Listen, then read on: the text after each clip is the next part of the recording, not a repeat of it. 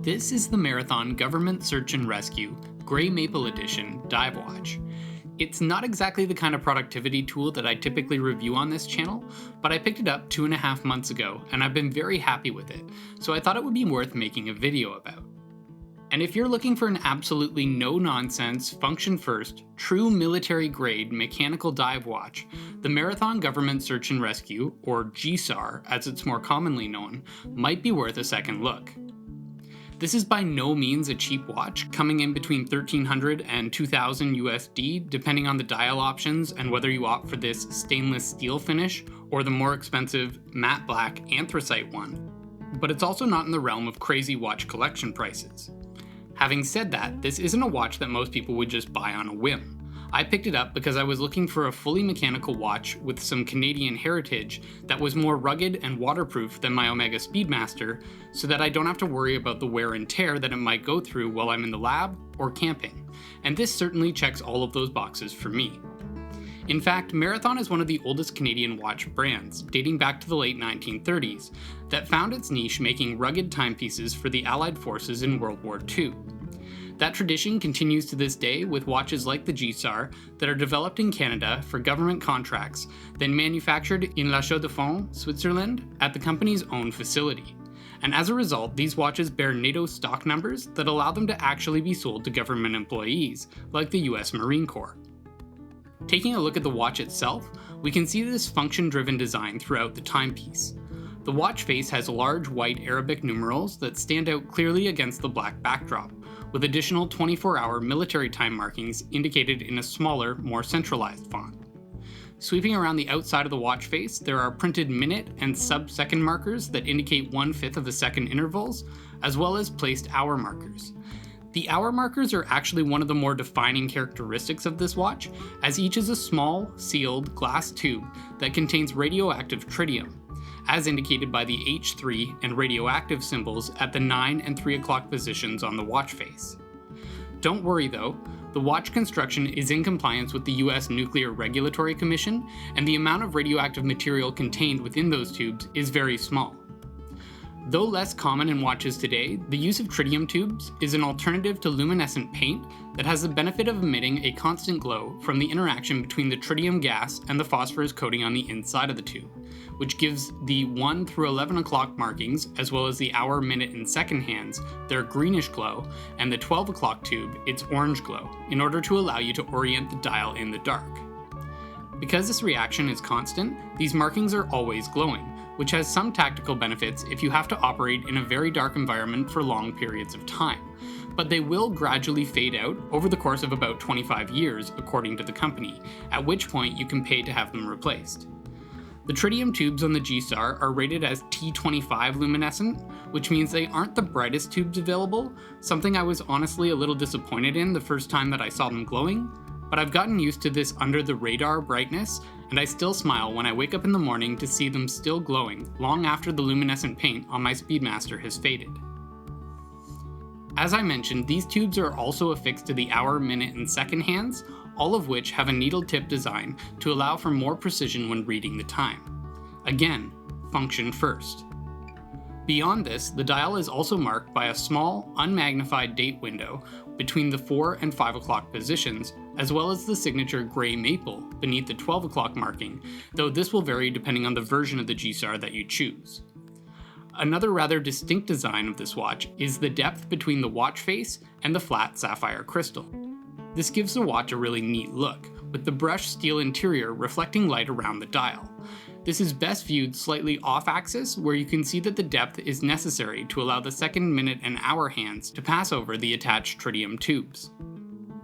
The watch bezel uses a simple aluminum inlay with white text marking 10-minute intervals and a triangular starting point indicator marked with luminescent paint.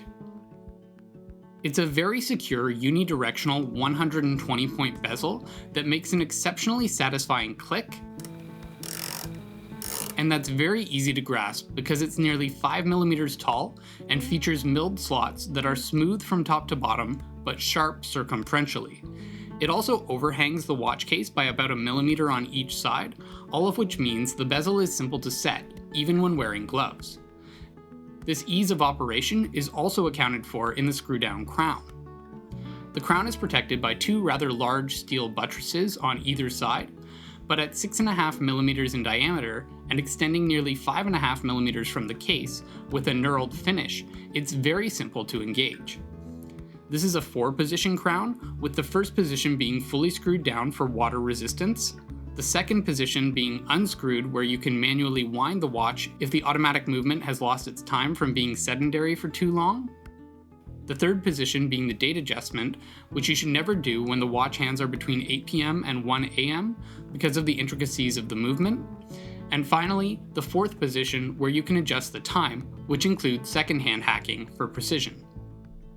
This is all driven by the implementation of a very reliable ETA 2824.2 25 joule automatic movement that operates at a frequency of 4 Hz, 28,800 vibrations per hour, and that has a power reserve of 38 hours, which in my testing has had an accuracy of somewhere between +1 and +2 seconds per 24-hour period. It's worth noting though that starting in 2021, Marathon has transitioned from the ETA 2824 to a new 26 joule Marathon M2 movement in some of their GSAR models, but I suspect the performance will be similar.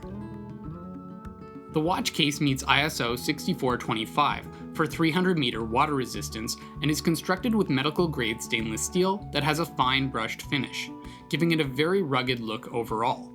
Though when paired with the matching steel bracelet, it does feel like you could dress this watch up a little if you wanted to. The caseback is in keeping with the watch's no-nonsense aesthetic, simply featuring all of the watch's certifications in text.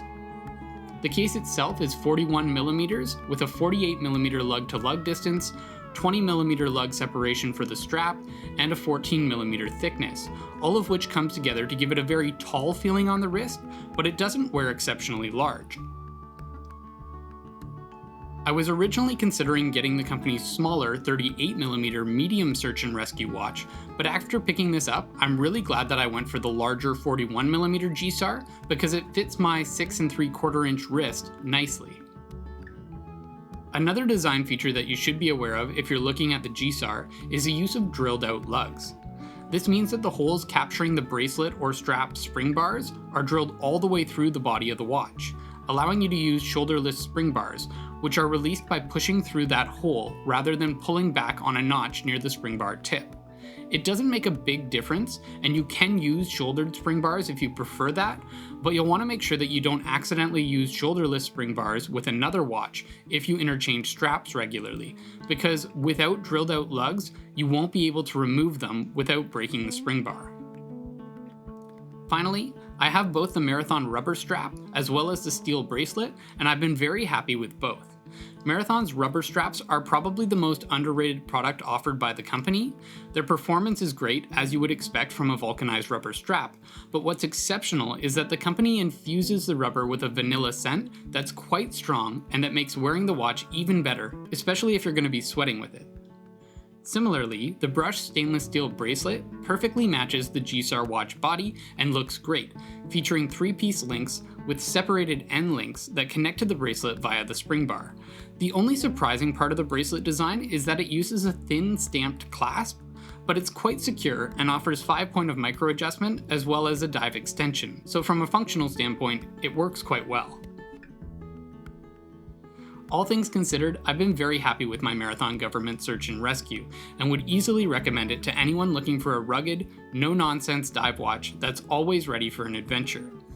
If you're interested in picking up a Marathon GSAR, I'll leave links to the company's website down below, as well as Amazon, where you can sometimes find the GSAR bracelet and straps for better prices, though it is worth mentioning that the company does offer professional discounts for teachers, healthcare workers, and military personnel.